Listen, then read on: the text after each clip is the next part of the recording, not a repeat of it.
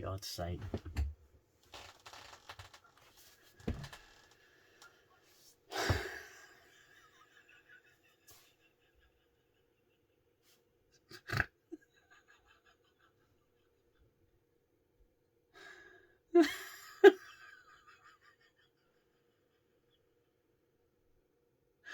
Oh boy.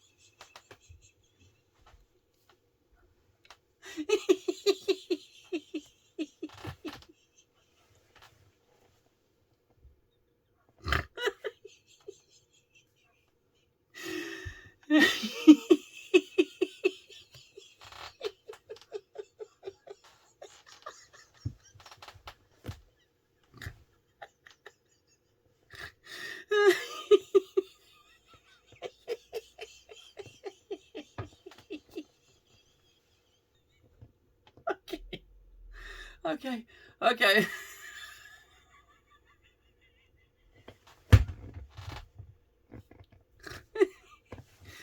Oh.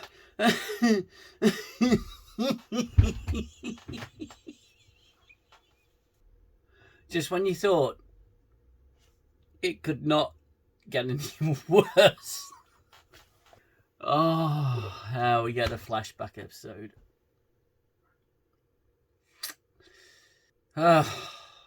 Composure.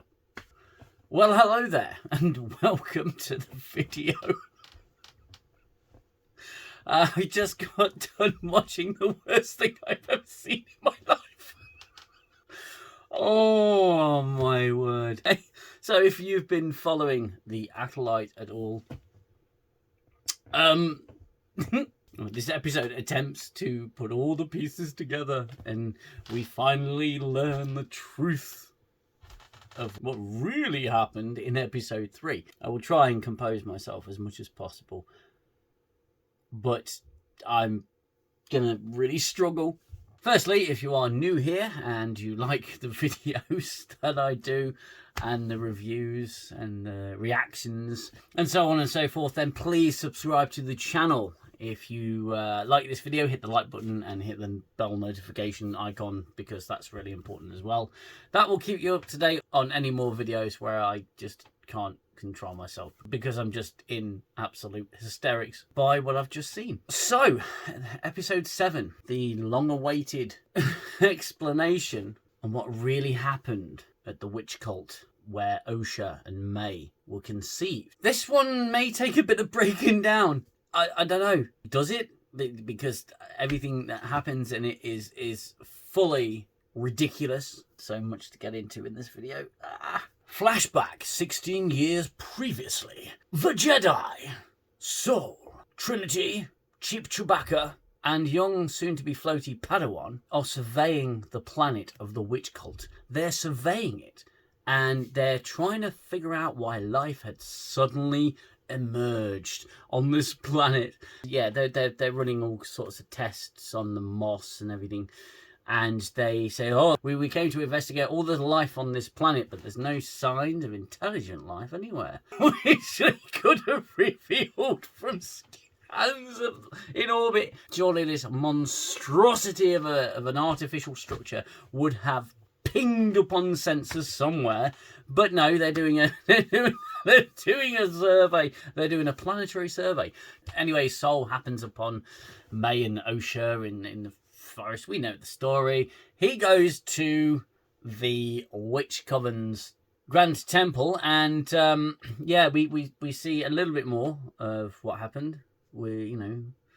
How Sol got there. He scaled the Great Wall and made his way up there, eavesdropped for a bit, and then went back to camp to try and convince the others to go on a mission. And Dara says she's going on her own. Sol says no, let us go as a team. they go as a team. Young Padawan, he's a bit bored with this mission. He's a bit bored with this mission, so he's easily manipulated because he wants to go home because he's bored. You see, he's bored. He's bored and he wants to go home. He's got a desire to return back to Coruscant. That's how he is easily manipulated by Mama Space Witch, and that's how he fell under the control. That's how he fell under the spell, because he had a weakness in his mind because he wanted to go home because he was bored. Okay, he wanted to go back to Coruscant and do some regular Jedi stuff instead of going farming for moss. I found ridiculous. We see more of the flashback with a different context. We see May's side of the assessment that she's gone through, and she's quite blatantly lying, but they discover she's lying because she answers the questions far too quickly, and well, yeah, whatever. And Dara does some weary woo-woo stuff, and I'm not really sure what that was. I probably missed it because I couldn't care less. However, Indara says, no, I must contact the council, and we must be advised by the council, and then the answer's no. They discover because of the vergence in the Force. They're looking for a vergence on that planet because life just sprang into action. They discover that these children are indeed a vergence of the Force, but they're like copies of each other and some other kind of bullshit. His future floaty Padawan guy, he says, don't you see? We have to take them because they're our ticket back to Coruscant, which is where I want to go. I want to go to Coruscant, you see? So he speeds off and I'm thinking, now hang on a minute, is this whole misunderstanding simply because one Jedi Padawan was bored and wanted to go home? I mean, I've checked out this series a long time ago, but that was beyond hilarious. More flashbacks that we'd seen before. I mean, this episode's 40 minutes long, and we most of it is just comprises of what we'd seen before, but they attempt to recontextualize it. May starts the fire by accident. She started it by accident, can you believe it? And she couldn't put it out. And it spread to the electrical system and overloaded everything, and concrete still caught fire somehow. But yeah, she lights the book and she goes, oh no, I'm trying to put it out. I've got to try and put it out. Oh no, it's not getting put out. Oh no. It recontextualizes it, you see, because May didn't mean to burn everything down, even though she'd previously said, I'm going to kill you because you're leaving. And it's like, well, yeah, okay. They had the nerve to retell the story that in such a way, it is unbelievable, the turn of events that take place. So young Padawan has basically led the other two to follow him, and everyone prepares for battle. Mommy Space Witch, not the one with the horns in the head, but the other one, the one who says, oh, I'm going to let Osha go, starts turning herself into this mist, this dark mist. The soul's going, oh, she's using her witch incantations, I better stop that. And plunges a lightsaber into clearly what physical part of her is left. And then she goes, oh, I was going to give you Osha all along. Oh. The soul's just like, and it looks like she's trying to do some sort of attack, and he just goes, yeah, I'm having none of that, stabs her with a lightsaber and kills her in front of May, so hence why May's so angry. The Jedi are now under attack, and they can't now control the Padawan because he's fortified his mind. And instead the Coven as a whole control the Wookiee. They control the Wookiee, and he attacks the Jedi, and it's the entire cult that's doing it. He attacks Soul and Master Floaty, and Master Floaty gets his scar, and along comes Indara.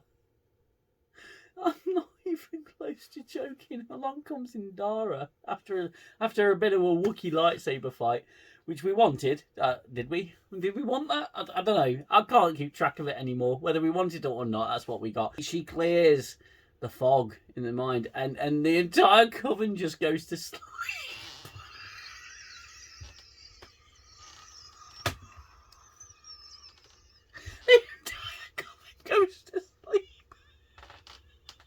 The entire coven goes to sleep. No, I'm not editing out any of this laughing. I don't care what anybody says. This is my reaction to this episode. I cannot believe this. They all just go to sleep. They also do.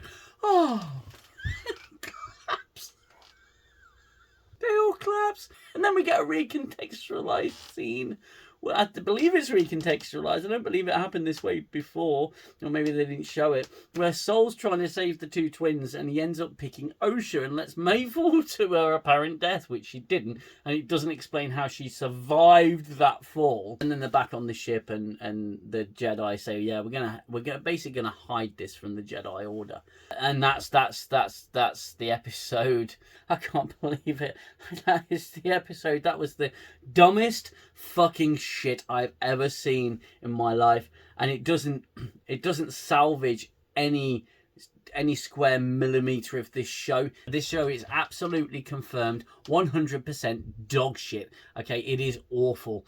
Let's recap. The Jedi aren't bad, they're just stupid, but equally as stupid as the Witch Coven cult. May didn't mean to burn the entire place to the ground. She clearly forgot that it was extremely flammable at this point, and would short the electrics and blow the reactor. She tried to put the fire out, so she had no intention. She just wanted to burn a book.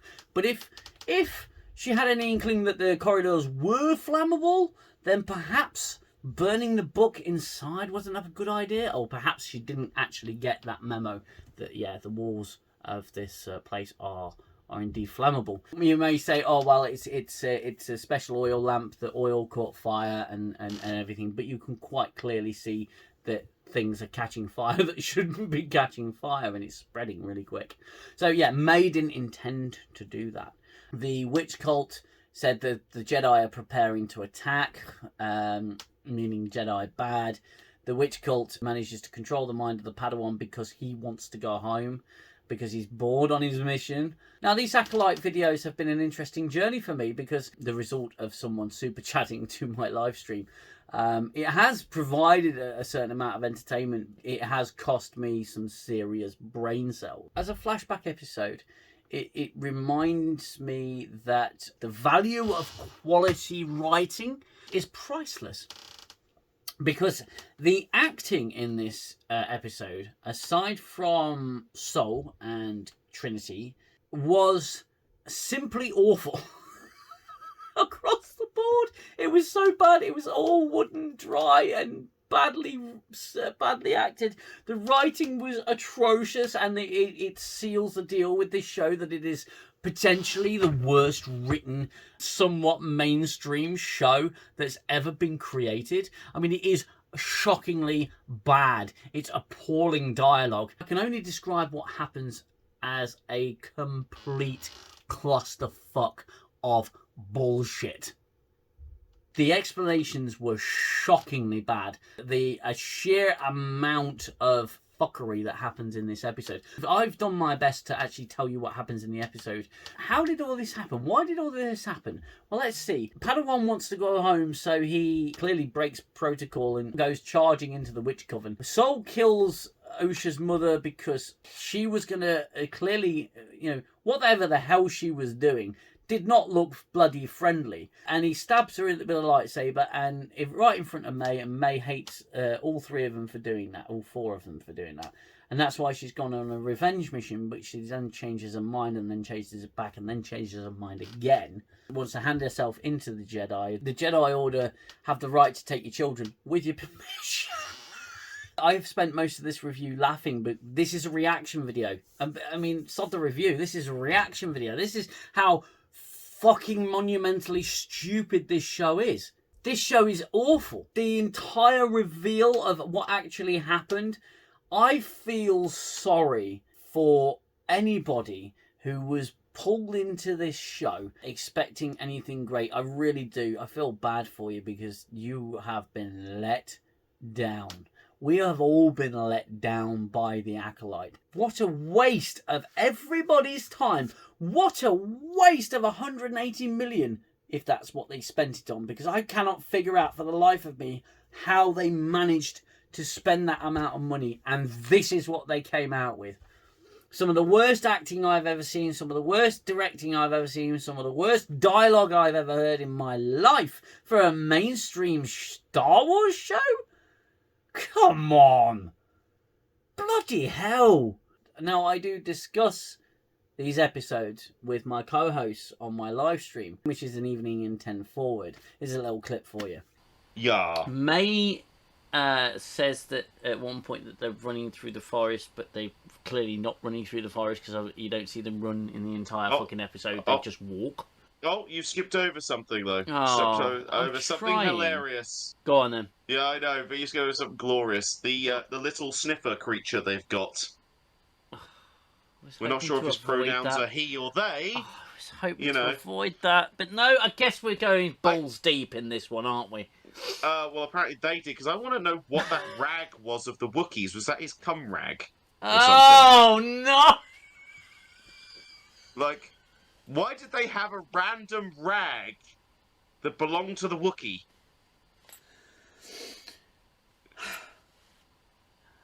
UK Danger Man used to be this YouTuber who reviewed Star Trek in the Star... But a joke was made adjacent to a Wookiee's depository rag that offended at least 3 people. I just have questions like, what? Who had that rag in storage and why? This was the last thing we had from him. It came with a message. I mean, for starters, none of them tried to use like the Force to try and sense his location. It's your biggest plot. It's your biggest fucking plot device in your show, and oh god, they just mishandled. Mystic Librarian. Okay, one of you owe me a coffee and a new keyboard.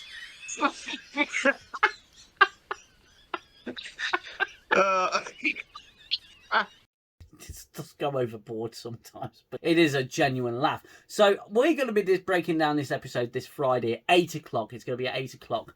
That's GMT, London time, British time, whatever you want to call it. It is 8 o'clock in the evening live on this channel. So if you don't want to miss that, please hit that subscribe button. Hit the like button if you like the video. This entire experience for me, I've reviewed the last 3 seasons of Star Trek Discovery, and I can honestly say that Acolyte is worse. It's worse.